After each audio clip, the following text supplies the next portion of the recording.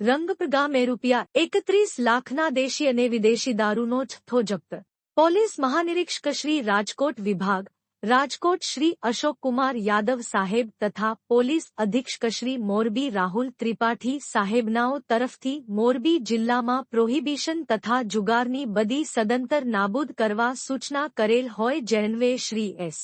સારડા સાહેબ, નાયબ પોલીસ અધિક્ષક શ્રી, વાંકાનેર વિભાગ, વાંકાનેર નાઓના માર્ગદર્શન હેઠળ વાંકાનેર તાલુકા પોલીસ ટીમ પ્રયત્નશીલ હોય દરમિયાન police head constable Kirtisinh Jadeja તથા પોલીસ કોન્સ્ટેબલ બ્રિજેશભાઈ બોરીચા તથા રાજેશભાઈ પલાણી નાઓને મળેલ સંયુક્ત હકીકત આધારે વાંકાનેર તાલુકાના રંગપર ગામે ઇસ્મ ભીખુભાઈ દાદભાઈ તકમરિયા કાઠી દરબાર રહેવાસી રંગપર તાલુકો વાંકાનેર જિલ્લો મોરબી વાળાના કબજા ભોગવટા વાળા રહેણાંક મકાનમાં ફળિયામાં માલ ઢોર માટે રાખેલ સૂકા નીરણના પુડાના ઢગલાની નીચે છુપાવી રાખેલ દેશી પીવાના દારૂનો જથ્થો લીટર 140 તથા ફળિયામાં જ ઢોર બાંધવા માટે બનાવેલ ધારિયામાં બનાવેલ ઢોરને ખાવાની જગ્યાએ ગમાણમાં ગુપ્ત ખાનું બનાવી ભારતીય બનાવટની વિદેશી દારૂની જુદી જુદી બ્રાન્ડની 750